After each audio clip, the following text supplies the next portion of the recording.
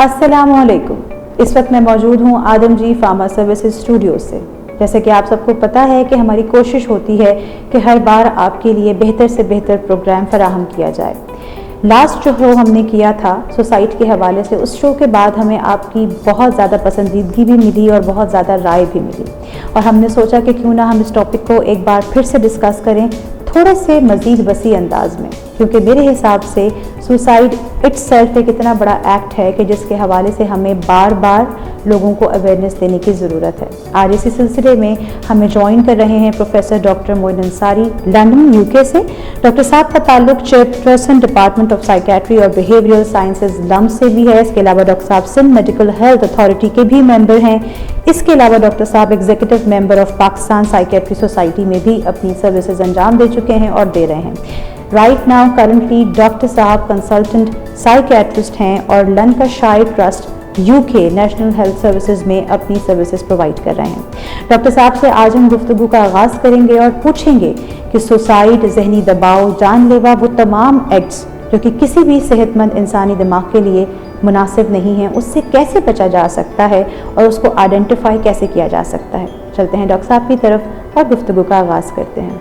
जी doctor साहब, सबसे पहले तो अस्सलाम वालेकुम and welcome to our studios.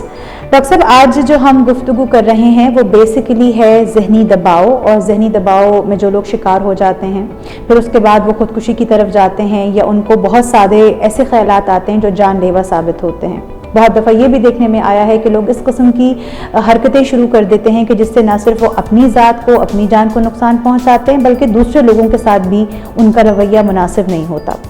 Doctor साहब, सबसे पहले मैं आपसे ये सवाल जानना चाहूँगी ताकि जो आम फहम लोग हैं वो उसको समझें कि जो बढ़ता हुआ स्ट्रेस है या जो दबाव है, जिसे हम जहनी दबाव कहते हैं, वो एक्चुअली में है क्या, ताकि लोगों को समझ आए और उनको ये अंडरस्टैंडिंग हो कि ये वाकई में उनका स्ट्रेस है जिसको ज़रूरत है ट्रीट करने की।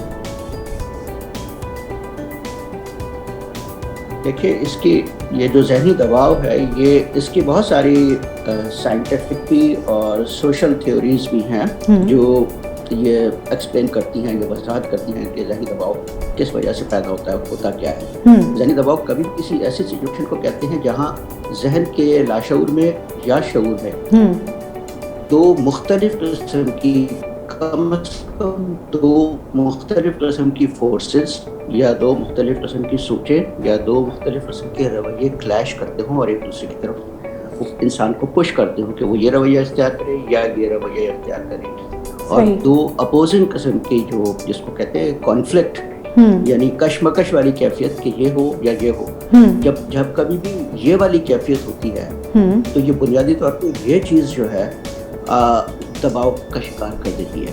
एक बात। दूसरी बात यह है कि जब आपके पास किसी भी वजह से एक ही वक्त में बहुत सारे किस्म के यानी प्रेशर हो, इस सेंस में प्रेशर हो कि आपके पास बहुत सारे ऑप्शंस हो कि आप ये कर सकते हैं, ये कर सकते हैं, ये कर सकते हैं, और फिर आप उस पर ये फैसला ना कर पा रहे हो कि आपको कौन सा रवैया इख्तियार करना है या कौन सी सोच को एडॉप्ट करना है। तो ये आपको बुनियादी वजह होती है जहनी दबाव का शिकार होने की।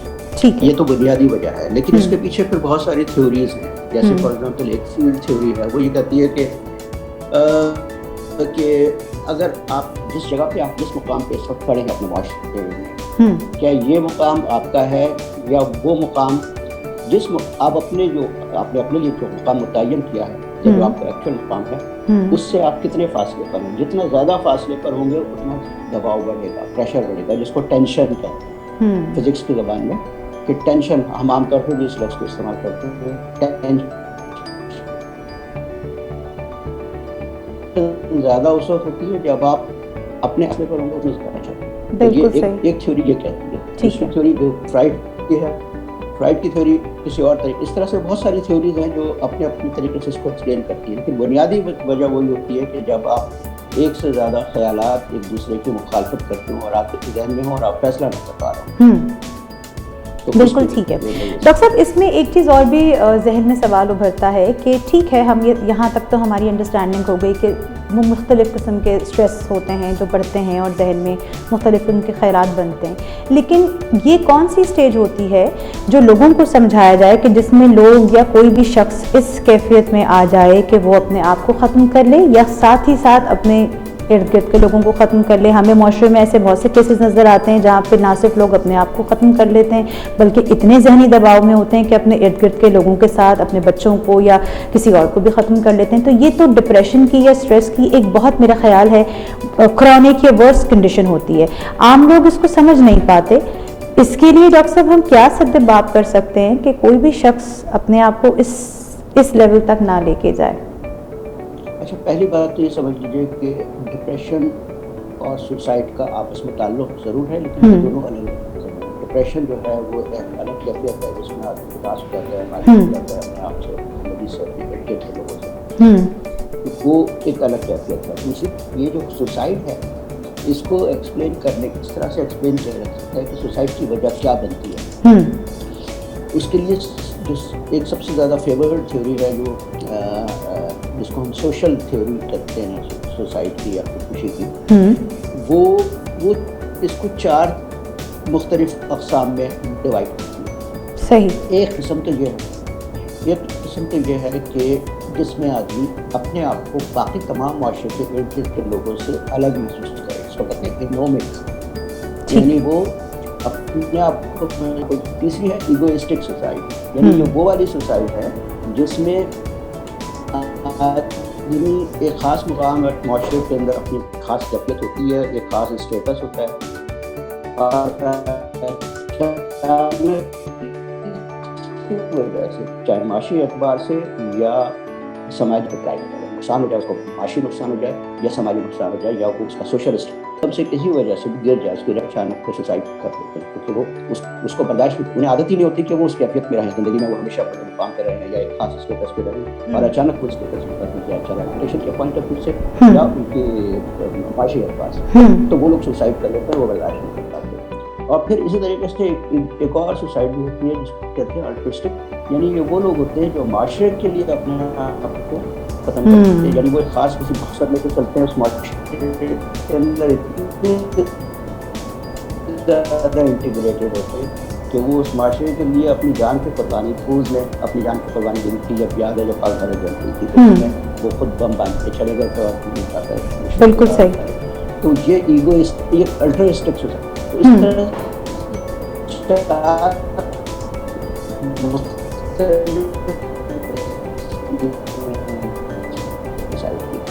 اب یہ جو ڈپریشن جو ہے وہ ایک الگ بیماری ہے، جیسے آپ کو بتا رہا ہے جی. اس کے اندر آدمی جا کے بھی پھر وہ انومک سوسائڈ بھی کر سکتا ہے، ایگوئسٹک سوسائڈ بھی. یہ ہے کہ معاشرے میں اگر ناہمواری ہو، اگر معاشرے میں مختلف، وہ ان لوگوں میں سوسائڈ کے چانس ہیں. آپ دیکھیں کہ ایسے معاشرے جن کے اندر سب برابر والے ہیں، چاہے وہ سب غریب ہوں، چاہے وہ سب کے سب غریب ہوں، یعنی ان کے پاس پیسے نہ ہو یا وہ سب ایک ہی طرح کے سوشل اسٹیٹس پر، تو ان میں سوسائڈ نہیں ہوتی کیونکہ وہ ایک دوسرے کے گزرت کو سمجھتے ہیں. انہیں پتا ہوتا ہے میرے جیسے بہت سارے دوسرے ہوتے ہیں. بالکل. جہاں وہ ناہمواری آ جاتی ہے نا، جہاں برابر والے گھر میں کوئی گاڑی نہیں آ رہی ہے، ماڈل چینج ہو رہا ہے یا فرنیچر نیا آ رہا ہے اور میرے گھر میں یہ کر نہیں پاتا ہوں، تو پھر وہ اپنے آپ کو الگ محسوس کرتا ہے، اور وہاں پر وہ یہ والی سوسائٹی بہت زیادہ کامن ہے. بہت زیادہ کامن ہے. اچھا ڈاکٹر صاحب، گفتگو کیونکہ ہماری بڑی انٹرسٹنگ جاری ہے، ایک سوال ذہن میں اور آتا ہے، اکثر ہم سے لوگ پوچھتے بھی ہیں کہ کیا یہ جو لوگ خودکشی کرتے ہیں یا جن کو جان لیوا خیالات آتے ہیں، چاہے وہ اپنی ذات سے ہوں یا کسی اور کے ساتھ ہوں، اس کا کوئی شروع سے ہی ہمیں سد باب کر لینا چاہیے؟ یعنی کہ فرض کیجیے کہ کسی ٹین ایج کی عمر میں کسی بچے کو یہ خیالات آ رہے ہیں اور کسی ایک آدھ دفعہ اس نے وہ اٹیمپٹ بھی کیا، تو ایسے میں جو سراؤنڈنگز میں لوگ ہیں ان کو واقعی میں اس کے لیے ڈاکٹر سے رجوع کرنا چاہیے یا اس کے لیے کوئی خاص سیریس پریکاشنز کرنے چاہیے؟ کیونکہ ذہن میں یہ خیالات اگر ابھر رہے ہیں کسی کے تو اس کو ہمیں لائٹ نہیں لینا چاہیے. اس بارے میں ڈاکٹر صاحب آپ کیا لوگوں کو میسج دیں گے؟ دیکھیے یہ بات تو بالکل طے ہے کہ کبھی بھی کوئی بھی شخص اگر مذاق بھی کر رہا ہے، جی بھی اگر وہ سوسائڈ کر رہا ہے، وہ جوکس بھی اس طرح کر رہا ہے، سوسائڈ کرتا ہے، اور ظاہر ایسے کوئی حالات بھی نہیں لگ رہے کہ وہ اس کے ساتھ کوئی ایسی کیفیت ہے کہ وہ سوسائڈ کرے گا، تو بھی اس کو بہت سیریس لینا ہے، اس لیے کہ اس میں کہیں نہ کہیں ایک ٹینڈنسی ہوتی ہے کہ وہ سوسائڈ کرے. Very true. یا اٹیمپٹ کرے. تو یہ کہ اس وقت اس کے والدین یا جو بھی اس کے ارد گرد کے لوگ ہیں انہیں فوراً ہوشیار ہو جانا چاہیے اور اس سے مختلف موضوعات پہ بات کریں تاکہ وہ ایکسپلور کر لے اپنی اس کا ساری کیفیت کے اندر کیا چل رہا ہے. اب کلینکل کیفیت ہے ایسی، وہ سائکیٹرک پوائنٹ آف ویو سے یا سائیکولوجیکل پوائنٹ آف ویو سے साइकोलॉजिस्ट या साइकियाट्रिस्ट से ज़रूर कॉन्टैक्ट करना चाहिए, सही। नहीं तो किसी भी डॉक्टर से करना। हम तब पे हमारे यहाँ के डॉक्टर्स अब जो पाकिस्तान में साइकियाट्री बहुत ज़्यादा पढ़ाई भी करती है, जी। उनको इतना ज़्यादा शायद अवेयरनेस नहीं होती है। अब कोशिश जी। कर रहे हैं कि हम यानी मुख्तलिफ जगहों पर जाके जो डॉक्टर्स को ट्रेन करेंगे सुसाइड के बारे में, उनको अवेयरनेस देंगे। आमतौर पर ये होता है कि वो उसको ज़्यादा सीरियस नहीं लेते, जाओ समझा के बस वसीयत करके छोड़ देते, वो उसको उस तरह से नहीं लेते वैसे लेना चाहिए। बिल्कुल तो सही। लेकिन ये है कि साइकोलॉजिस्ट के पास या साइकियाट्रिस्ट के पास जब कॉन्टैक्ट करते हैं तो एक तो उसको कैफियत को जांच लेते हैं कि इंटेंसिटी कितना है, रिस्क कितना है, हाई रिस्क है या लो रिस्क है, तो ये पता चेक करना चाहिए। दूसरी बात ये कि एक एंगल तो इसका ये है समझने का कि एक लेवल तो उसकी अपने के ऊपर है, उसको खुद ये पता होना चाहिए, उसके घर वाले फौरन एक्सप्लोर करेंगे उसके कुछ रहता है बात करने वाले। बिल्कुल।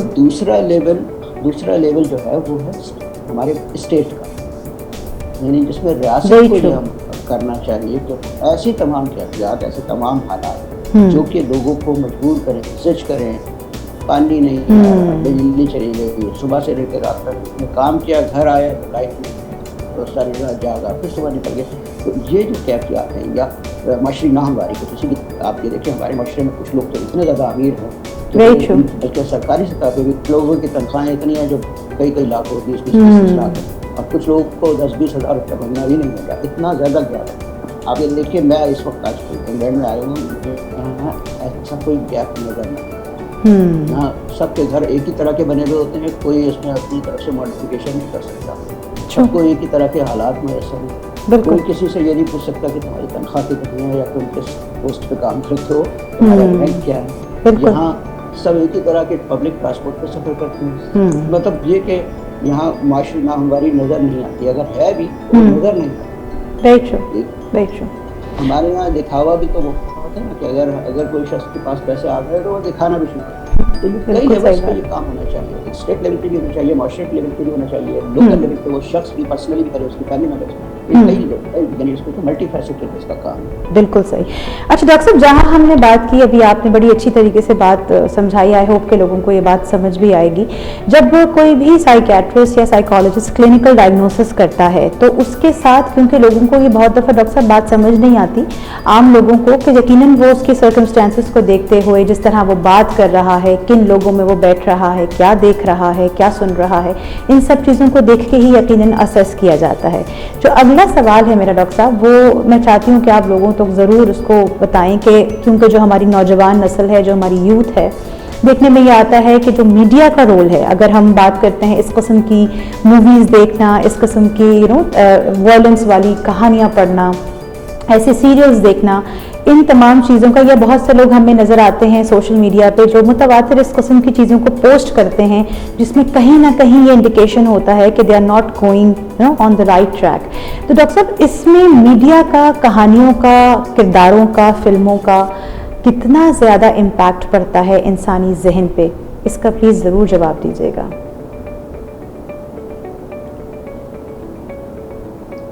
देखिए, मीडिया इस वक्त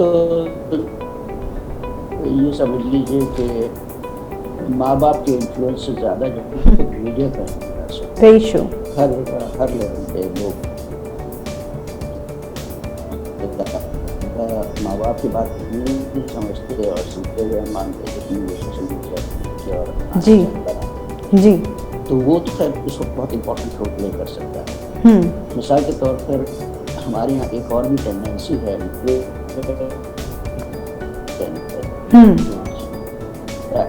की बातों को या इस तरह की तशद्दुद की चीज़ों को बहुत ज़्यादा हाईलाइट करती है। जी, साल पहले बाद में कोई खबर आती थी तो उसको कहते उसमें कोई इंतहाई प्रोफेशनल तरीके से मीडिया अपना रोल प्ले करता था, या मीडिया के लोग या सहाफ़ी वो उस खबर को खबर की तरह पेश करते थे या अपना तज्जिया पेश करते थे। हमारे यहाँ मीडिया क्या करता है, मीडिया मैन या मीडिया वीमेन, वो ये क्या करती है कि वो खुद अपने इमोशंस को बीच में शामिल कर देते हैं और इतने जज्बाती तरीके से उस बात को बयान करते हैं कि जैसे वो उसका प्रोफेशनल इम्पैक्ट है वो ख़त्म हो जाता है, तो बाकी लोग ये उसमें इन्वॉल्व हो जाते हैं। अच्छा, फिर दूसरी बात एक और है कि हमारे बल्कि उस चीज़ को दिखाया जाता है बाकायदा जी कनेक्ट करके, या अगर वो फुटेज आ गई है तो उसको बार बार दिखाया जाता है। आप ये देखिए, एक दफ़ा मुझे याद है कि जब वो मोहतरमा के फोटो जब आई थी और वो धमाका हुआ था, जी तो वो जो मीडिया मैन था वो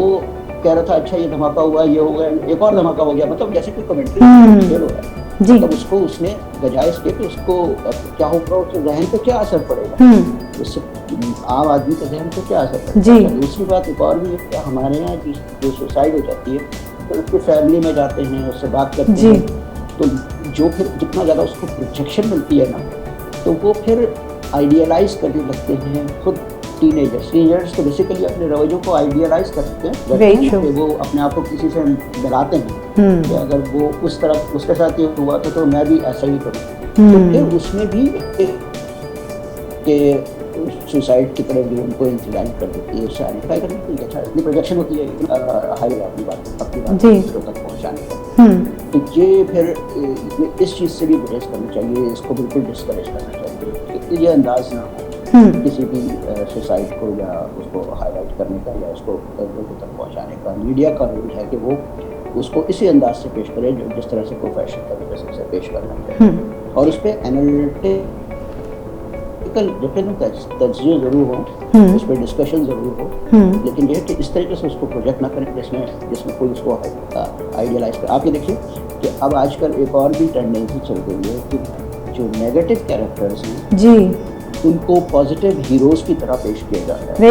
जैसे वो इंडियन फिल्में हैं, वो जनाब वो बदमाश है, वो मम्मी भाई MBBS, उसको पॉजिटिव कैरेक्टर बना दिया। उससे क्या होता है कि टीनेजर्स जो है वो उसको आइडियलाइज करने लगते हैं, कहते हैं ये पॉजिटिव कैरेक्टर, वो फिर वैसे ही बिहेवियर शो करने लगते हैं, अडॉप्ट करते हैं। तो ये चीज़ बहुत स्ट्रांगली डिस्करेज होनी चाहिए। बिल्कुल सही। अच्छा डॉक्टर साहब, एक सवाल जहन में और आता है जो मेरा ख्याल है कि लोगों की आगाही के लिए बड़ा ज़रूरी है। बहुत दफ़ा ऐसा देखने में आया है कि जो कोई किसी भी वक्त परेशानी में या टेंशन में आके ख़ुदकुशी करता है, तो बहुत दफ़ा ऐसा भी देखने आता है कि फैमिलीज़ डॉक्टर्स के पास ले जाती हैं, डॉक्टर जो है वो तो यकीनन उसको असेस करके उसको दवाइयों पर ले आते हैं। अब ये अमूमी तौर पर देखने में आता है कि लोग जो हैं, हमारी आवाम जिस वक्त हमें देखेंगी भी सुनेंगी भी, उनके जहन में ये आता है कि जी दवाइयाँ जो हैं जो डॉक्टर्स देते हैं, स्पेशली अगर हम सुसाइड की या इस किस्म की क्रॉनिक डिजीज़ की बात करें, वो तो जी हमें सुला रही हैं, दवाइयों से हम कुछ बेहतर नहीं हुए।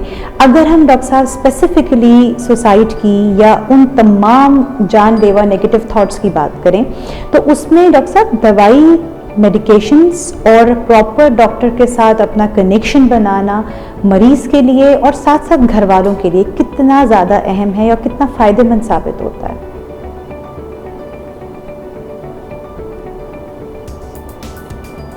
अच्छा देखिए, उसमें दो मुख्तलिफ बातें जो आपको बताता हूँ दूसरे से फर्क करते हैं। जी, एक तो ये कि जब सुसाइड का केस आता है तो पहले तो वो फिजिकली उसके जिस्म को, उसकी जान को बचाने की कोशिश करते हैं, वो उसमें साइकेट्रिस्ट का कोई रोल नहीं है, वो फिजिशियंस का रोल है या सर्जन्स का, कि वो उसको कैसे उसको इमीडिएट हेल्प करके उसकी फिजिकल ट्रीटमेंट करके वो।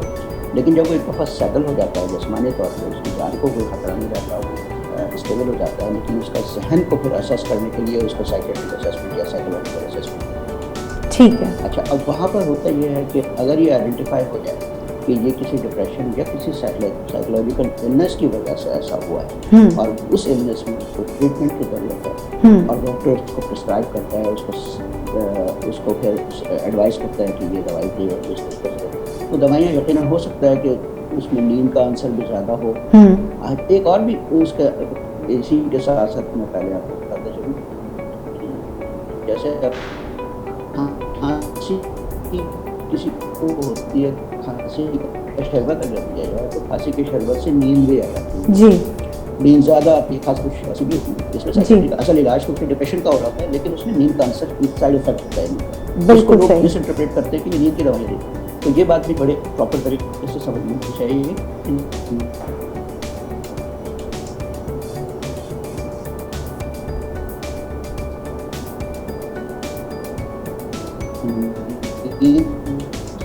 उसका एक साइड इफेक्ट हो सकता है और उसको आप दवाई को उसकी बेसिस पे आप दवाई बंद ना करें, बल्कि आप डॉक्टर को बताएं।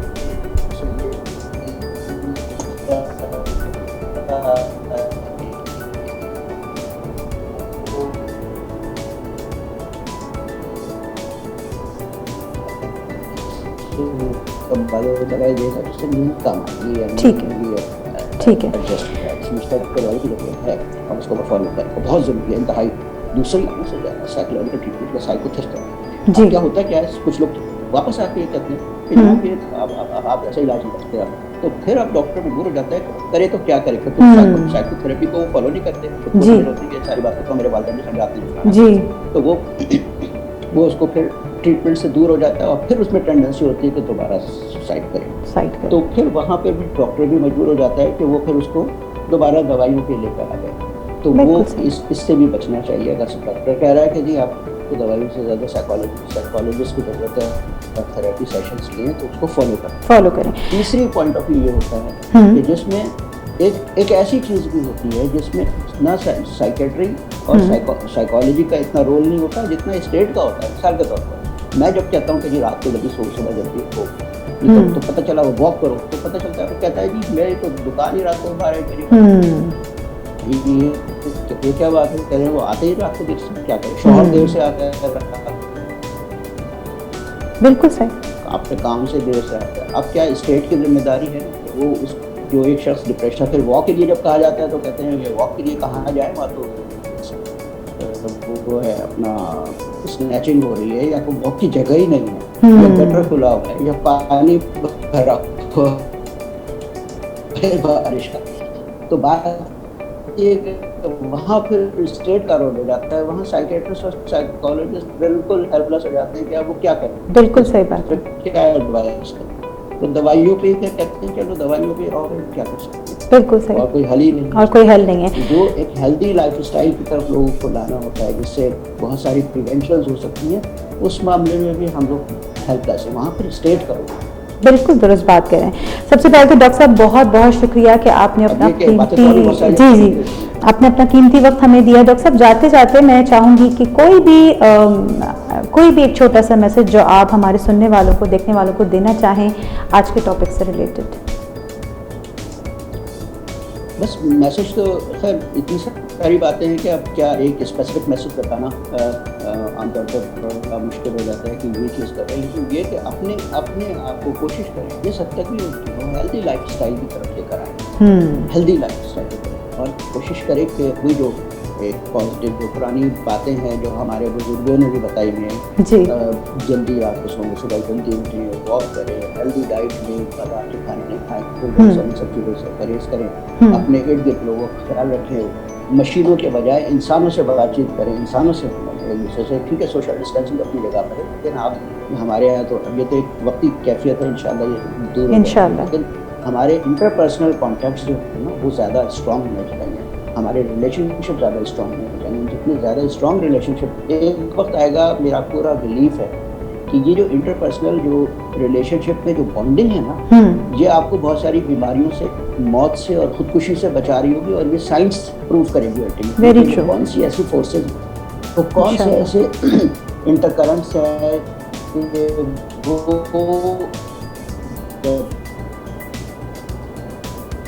स्ट्रॉन्ग बॉन्डिंग होती है, तो फिर वो हमारे हम अभी तक तो उसको मज़हब का या वैसे वालिदैन का एहसास करते हैं कि ये पढ़ के फूक दिया और पीछे दुआएं कर रही है, जब बच्चे जा रहा है जॉब पर या पढ़ने, साइंटिफिकली साबित होगी कि वो कुछ खास किस्म के परसेंटेज हो जाती है जी, ये उसको सेव करती है और अल्टीमेटली लिहाजा बॉन्डिंग्स, इंटरपर्सनल बॉन्डिंग्स को और पॉजिटिव बॉन्ड, बिल्कुल ठीक है। डॉक्टर साहब एक बार फिर से आपका बहुत शुक्रिया, बहुत ही खूबसूरत मैसेज डॉक्टर साहब ने आज हमें दिया, और इसी मैसेज के साथ मैं आप लोगों से भी इजाज़त चाहूँगी। उम्मीद करती हूँ कि आपको आज का सेशन, आज का प्रोग्राम भी पसंद आएगा। अपनी राय हमें ज़रूर देते रहिएगा और अपना बहुत ख्याल रखिएगा। अल्लाह हाफ़िज़, फ़ी अमान अल्लाह।